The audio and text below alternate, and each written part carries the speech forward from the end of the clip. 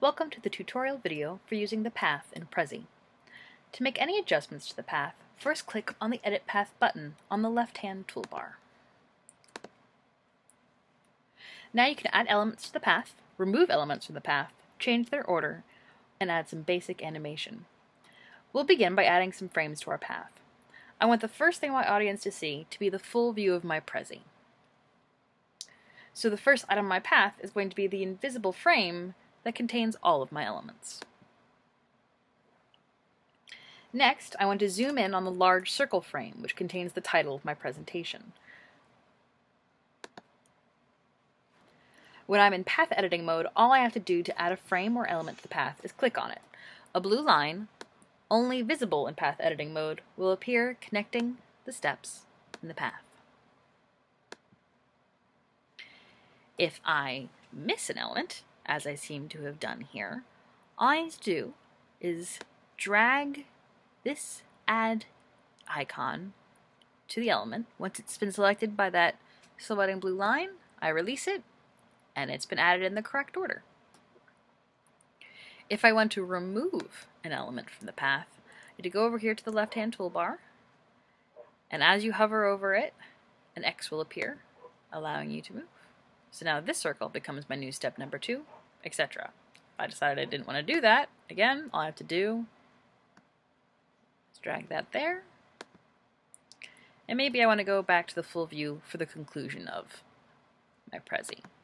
That makes it both step number 1 and step number 9. I suggest, whenever you're working on your Prezi, that you frequently go over to the present mode to get a look at what it will look like to your audience when they view it. So, here in present mode, here's my first step, and then I continue on each item of the path in the exact order I specified, till I get the full view again at the end. However, upon viewing it, maybe I decide that I don't like going clockwise. I want to go counterclockwise. So I go back into path edit mode, selecting that. And now I could delete all of these and rearrange the blue lines, or I can move the order here, which completely reshuffles what I was doing before. And you can see the blue lines adjust accordingly.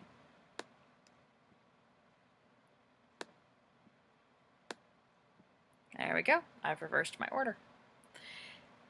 Now if I want to add a simple fade in, which is the only animation option there is, that's fairly simple as well. Let's say I go to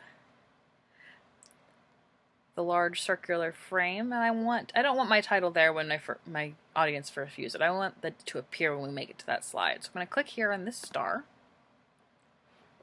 take me to animation mode, and what I do is I just select the element that I want the fade in effect to work on. So I want it to work on my text. You see the little 1 appears. It means it'll be the first element to fade in when we make it to that slide. If I decide I don't want that, you can just remove it again. You can do a little test here in animation mode. It'll show you what it fading in will look like. And I like that, so I'm done, and I'm going to keep it. Go out of edit path mode, go back into present mode. As you can see, as I click through my Prezi, elements appear and disappear. There I am, going counterclockwise.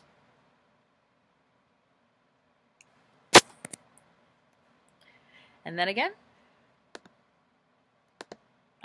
that's all I got.